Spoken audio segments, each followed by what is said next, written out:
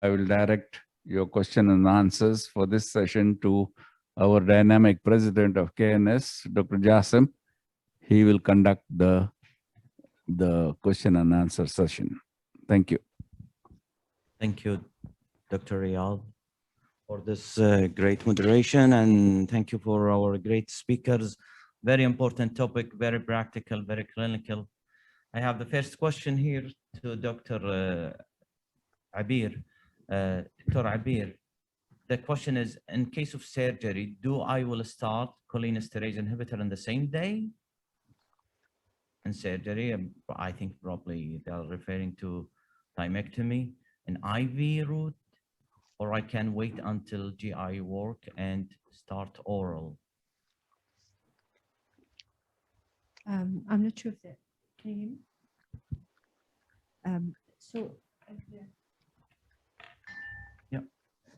So if talking about surgeries in general, like for example, C-section, we need to continue the patient's medication not interrupted.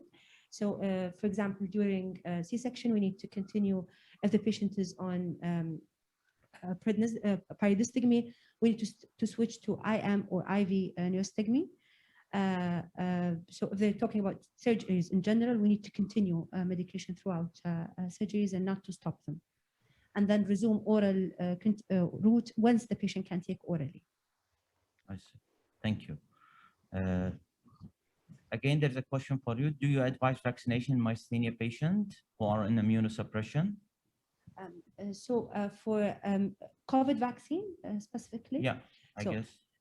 So for COVID vaccine, we don't have studies on yet on myasthenic patient or autoimmune patients, but there are few patients who took the vaccination because it's not sterile vaccine, because of the mechanism of this vaccine. Theoretically, it should be safe for patients with myasthenia. So we need to weigh risks and benefits and depends on patient's exposure. However, we need to keep in mind that if the patient takes vaccination, and because it's a patient on immunosuppressant and because it's an autoimmune disease, if they take the vaccination, they still need to keep the masks, social distancing, because maybe the vaccine won't be as effective as in other non-immune suppressed patients. So in general, we advise everyone to have the vaccine. Yes, but after the vaccine, keep the mask and keep social distancing. For everyone, even for us. Yes. But there are people who are probably receiving rituximab, as you say, because Yes. many of the myasthenia. So in the MS people actually in their session, they say actually just try to keep, because it's a CD depleter and these things. So they wanted to have like the vaccination like before the 1 month or 2 months before the rituximab. This is, I guess, the same rule is applied. Yes, the same applies for that. Okay, so now I have a question to Dr. Abdullah Al-Admi. Dr. Abdullah, rituximab, you did not talk about rituximab in CIDP patient. Is there any rule for rituximab in CIDP patient? Thank you for the question. There is a role for the types. Rituximab can help these patients. So far, the RCTs are on plasma exchange and steroids.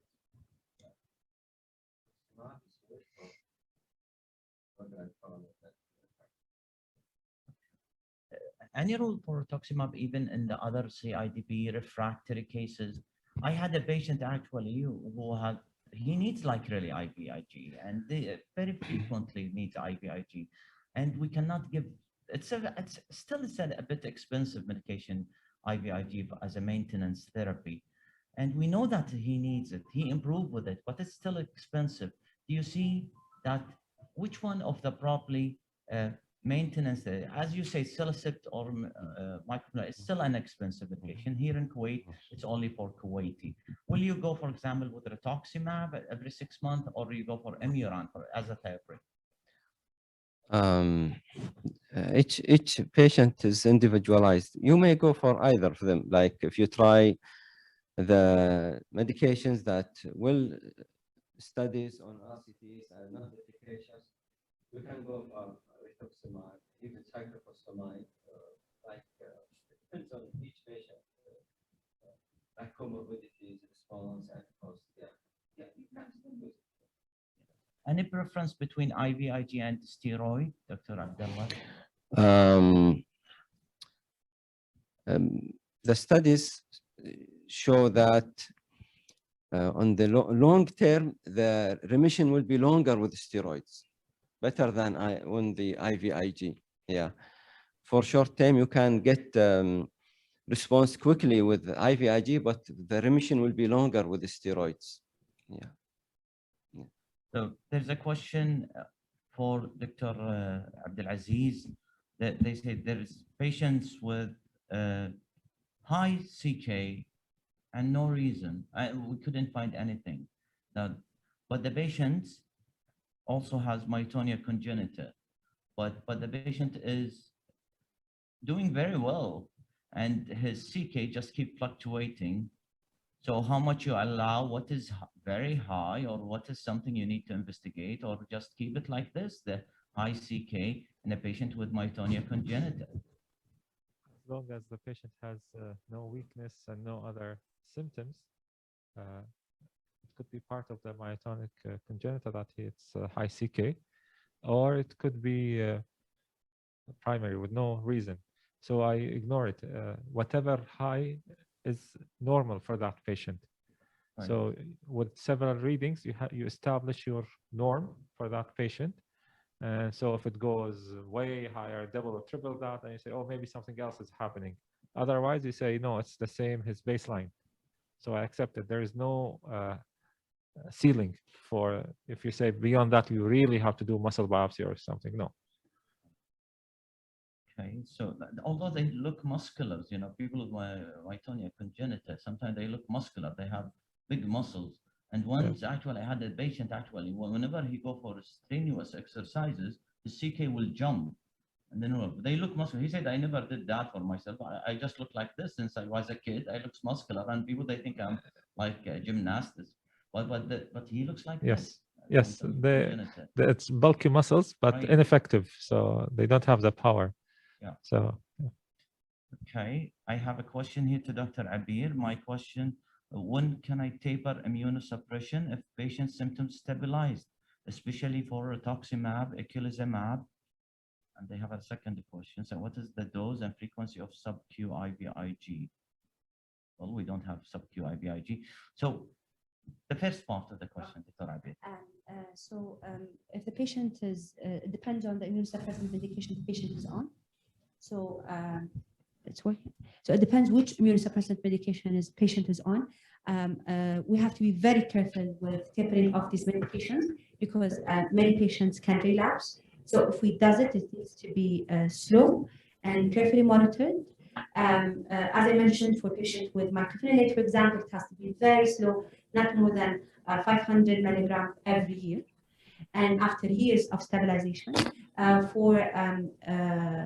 as a therapy, it can be for after 1 year of control, we can reduce after reaching 2.5 mg per kg dose. After 12 months of stabilization on that dose, we can reduce the dose, but also very slow and carefully monitored so that the patient does not go into myasthenic relapse, myasthenic crisis. Thank you. Formative lecture, please. Okay, Abir again. Ocular myasthenia shall begin immunosuppression from the beginning? So it depends. Generally, many patients with ocular myasthenia are controlled on oral systematic treatment. Others need corticosteroid. However, the dose is usually less, so we go with 25. And then, however, there's still patients who are resistant or refractory, and it can be disabling. Although it's limited disease, it can be very disabling. So if you can imagine the patient is driving and he has ptosis and ophthalmoplegia, it's really limiting. So then we can escalate the dose of corticosteroid. We have patients that are still resistant and some have fixed ophthalmoplegia on steroid. Then we can use immunosuppressant agents, either because they're resistant or they are dependent on high dose of steroid, which is on the long term, you need a steroid sparing agent. So yes, you can use it for patient refractory to steroid and symptomatic treatment. Okay. I had a question for Dr. Abdullah, but actually from Dr. Shaker. He said, are these medication used for acute or maintenance? I don't know, maybe he's referring to the first part, or I don't know exactly what he means, but maybe you. The standard treatment, like there is the induction phase, okay? For yeah. So the induction phase, let's say you have a patient, you want to give IVIG, you give 2 grams per kg over 2 to 5 days, and you assess the response. You keep repeating the same dose early on. When you reach more satisfactory response, you can reduce the dose of the IVIG and increase reduce the frequency. Same for example, also for plasma exchange. If a patient does not respond to IVIG or steroid or cannot tolerate steroid, if you do plasma exchange, you do the induction, and then when the patient start getting a response, you can reduce the volume exchange, plasma volume exchange, and reduce the number of sessions. Okay, so we follow this scheme: the induction, then the maintenance, and the maintenance is based on the objective response to treatment. So you just wait and see. Of course, yeah. You assess the patient by objective measures. Like, for example, has weakness, you go and examine the patient. Let's say a patient has power 2/5 approximately and distally. Like after 3 months, the power becomes 4. There is objective response to treatment, not just asking the patient, how do you feel? He feels okay. And there is like functional ability, like patient had difficulty going up stairs or moving, standing from sitting, the gaining functional ability. These are objective measures. And in neuromuscular clinics, they use the machines for objective assessment. I remember during my fellowship, we have dedicated machines measuring muscle power, because muscle power in certain age groups are different, like females and males, and muscular people are different. So there are objective assessments for muscle power. Based on the objective assessment, you can tailor your treatment, adjust your treatment. Well, thank you very much. This is one of the very interactive session. We had like more than 1,000 people were listening to you. That is an excellent indicator. Thank you, Dr. Riyad, for moderating the session and for our outstanding speakers. And I think we'll take a break of 10 minutes, and then we're gonna reconvene again to wrap up with the actually, last but not the least, is very important session, which is a neuroradiology. Actually, 2 excellent speakers, Dr. Khalid and Dr. Lamia, will take you through spinal cord imaging and brain imaging, what neurologists need to know. So don't miss this session. So in 10 minutes, we'll reconvene again.